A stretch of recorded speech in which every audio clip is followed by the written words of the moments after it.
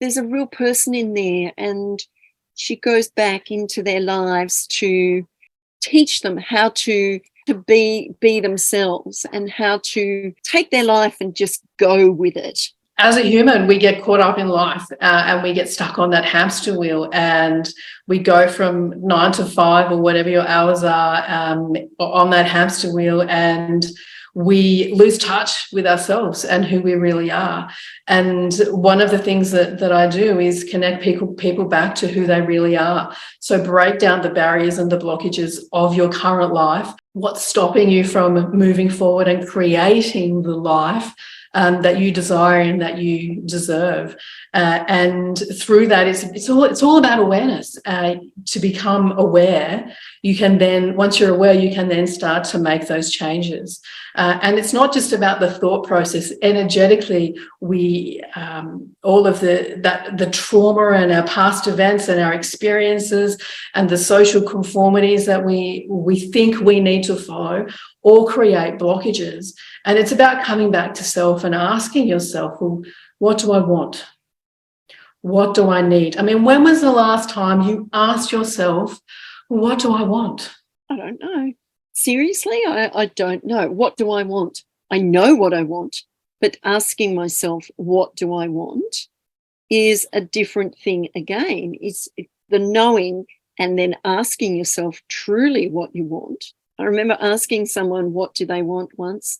And they said, what do you mean, what do I want? I've never been asked. Exactly. You've got to ask the question. Yeah.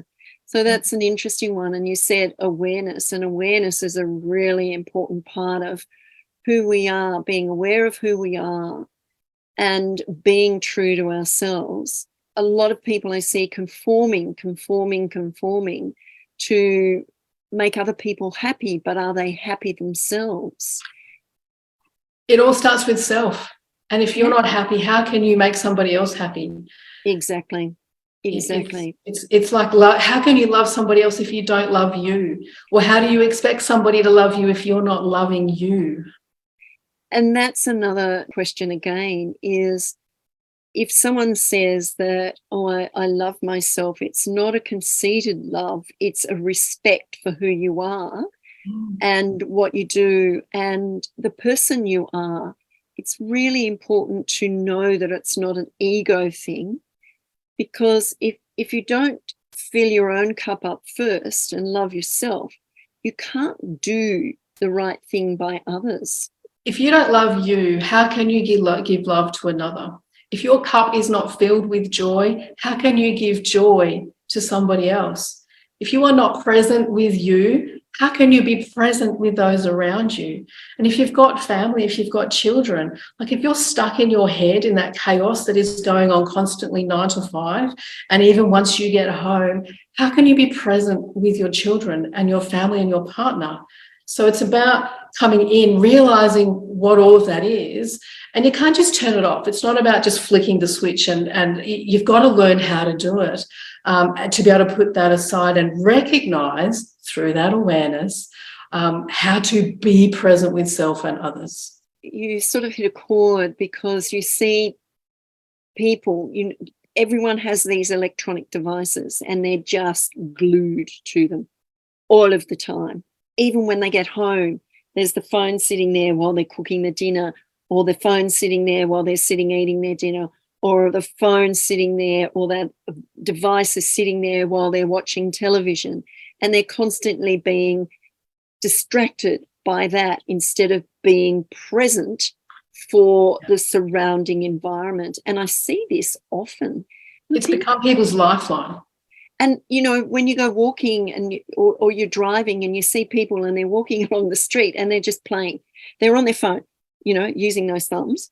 I can't use the thumbs when I'm sending messages because it'll be all googly gop. It's usually googly gop anyway, but, and they're just doing this with their thumbs and sending messages instead of bringing in, having a conversation. What's happened to the true conversation of yesterday? I'm hearing you, and I've got I've got teenagers and they're on their phone, and there's part of bringing up, teenagers that they need to remain connected and with their friends because they've all got phones and they've got to move along with technology. But there's a time where it gets put down, so we can actually connect and have a conversation. Yeah, and it's really important that you do that. I don't see it a lot in families. There's just all this stuff, and it's there, constantly there, interrupting everything, the presence of them being present for everyone. How do you change that? What do you do when society is so big on social media? It comes down to choice. Do you like being stuck in your head constantly, running on that hamster wheel, or would you like some peace and some quiet and some connection with self? There is a choice in every second of the day, and everybody has it. They can make a choice, whether it's subconscious or conscious, and this is where awareness comes into it. Oh, I've been on my phone too much, or I'm walking in the house. It's time for me to put my electronics down and actually connect with those around me, or connect with self. If I can recommend something to everybody listening, is do a digital detox. 3 days, no phone. Tell all those people that you need to, hey, I'm turning off my phone. There's no social media. Everything is off, and just be present with you. Get out into nature. Go for a walk. Connect with the sun and the trees and the earth. Go to the beach. Whatever it is that works for you, get out and connect. Take your shoes off and connect with the earth and recalibrate your body and your mind. That's pretty difficult for a lot of people to do. I mean, when I go for a walk, I take my phone, and the reason I take my phone, I might listen to an audiobook or a podcast or something like that. But the reason really I take my phone is to take photos. And I'm constantly taking photos. And my phone's the easiest thing to carry around. It's easier than a camera to carry when you're walking. I don't carry it around the house all the time. It's there. It's interesting. I don't know whether I have a free day, electronic free day. I have to think about that now. Woo! So I challenge you, Faye. Thank you. Start with 6 hours. Oh, I can do that when I'm asleep. asleep. With 1 hour even, no, not just sleep. But if you don't try, if you don't challenge yourself, you're not going to know how beautiful that can feel. Oh, look, I can go and sit outside on a beautiful night and just sit there and just go, oh, this is amazing. I can do that. Or when I'm walking and I'll look at some scenery and I'll think, I am so lucky that I can actually see this. And it might be the same scenery every day, but it's different each time I see it. The light, the clouds, the water, the wind, the sun, whatever it might be, the light, the daylight, the darkness, whatever it is always different. And there's always something that I just loved taking photos of the same things, only in a different, well, for me, it's a different perspective. People that see them might see them as the same thing all the time, but they're not. Yeah. So that's, if you can't do a digital detox, I think that's a beautiful way to connect with self, is having those moments of gratitude. And you've just expressed beautifully what it feels to you like to connect with nature, the things that fill up your cup.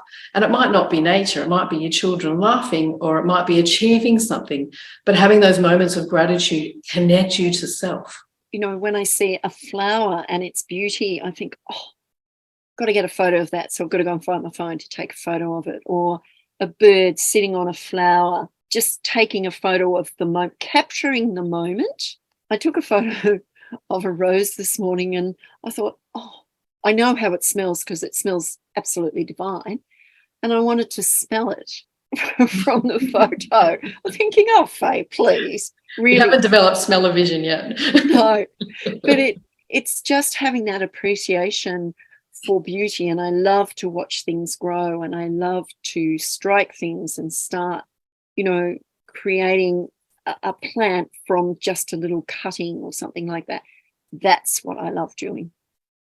So I suppose that's my out in digital, and I can just sit outside and just listen to the birds and look at the trees and look at the sky and feel the sun, and it's just beautiful. And that's going to be different for everyone, and it's fantastic that that's what works for you. So finding what works for you is what you need to do, and it might be getting out into nature, it might be meditation, it might be listening to music or exercising or reading a book. Find what works for you. Yeah, and I always say, when I used to teach exercise, I'd say find the exercise that you enjoy and have fun with. Don't go and persecute yourself and do stuff that you don't like doing, because it becomes a chore and you stop doing it. But if you enjoy doing it, it will continue. It's like, I see this man, and he'd have to be in his mid-80s, and he runs every morning. Doesn't matter what the weather is, he runs. He doesn't really run, he shuffles, because I can walk faster than he can run, but that doesn't matter. And this morning I saw him, and I thought, I'm going to catch you, I'm going to walk past you. And I did. And I said, good morning. And I said, you're an inspiration. And he said, this old fellow. And I said, he's just an inspiration. I see him. He goes and he gets to a certain spot. He gets onto the sand and he does his push-ups and his crunches. Then he gets up and he goes again. And every day he does that. And I think, you're an inspiration to many. Beautiful. Yeah. And I think, I want to have a conversation with him. I keep on thinking, I've got to have a conversation with you to know where you come from and what inspires you to get up in the freezing cold and do what you do, because he does it on his own. And I think that when I'm that age, I hope I'm running faster than that. No, I don't run, I walk. But he has a go. Yeah. And that's what matters, It does. Got to give it a crack. Yeah. And people say hello to him all the time. They know him. And it's just a beautiful thing to see. But it really shone out for me today to say something to him. Steady people win the race eventually. So, and you find you've made his day. He needed to hear that from you today. Yeah. Yeah. But he made my day by just seeing him. But it's just things like that I get to appreciate, being out in nature, but just doing what I love, walking. The biggest gratitudes I find are in the smallest of things. Yeah. Yeah. And it's really, really important that that's what we do. We be grateful for whatever it is that is happening in our lives. And gratitude is a really important part of who we are. Yeah, gratitude is a really important part of who we are and what we do. So it's amazing, really. So what else would you say to people to create an awareness of, they might be struggling, having a hard time doing what they're doing? What is it that you would say? As human beings, we want to help others, and we do a lot of other things for other people, and we forget what we need to do for ourselves. So using the word no is very difficult. So I would recommend, in whichever moment it is, whether it be at work or at home, or a situation that pops up, just ask yourself, how does that serve me? Yeah. How does that serve me in moving forward with what I need or what I want? How does that serve me? Yeah.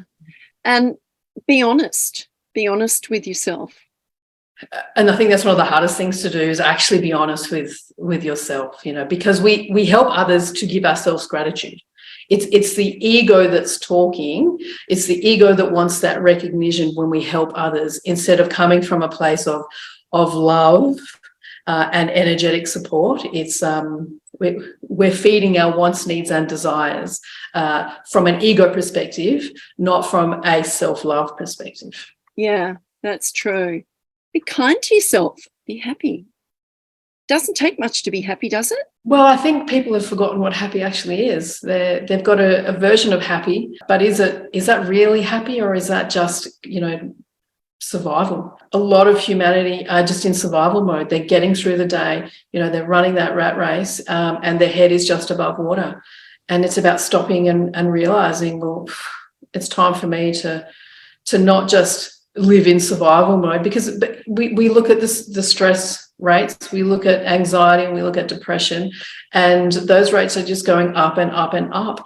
And that's because we're not taking the time to decompress, to let go, to have fun, and to connect back with self. And at the end of the day, you have to be responsible for you. It's time to be responsible for self. Yeah. If we don't take that responsibility, then no one else is going to do it for us, are they? It's no one else's job, it's yours. Yeah. Be Yeah. responsible for yourself. Yeah. And when you do that, others will see it and they'll go, oh, I want some of that. Show your children how to be responsible for self. Yeah. Yeah. So true.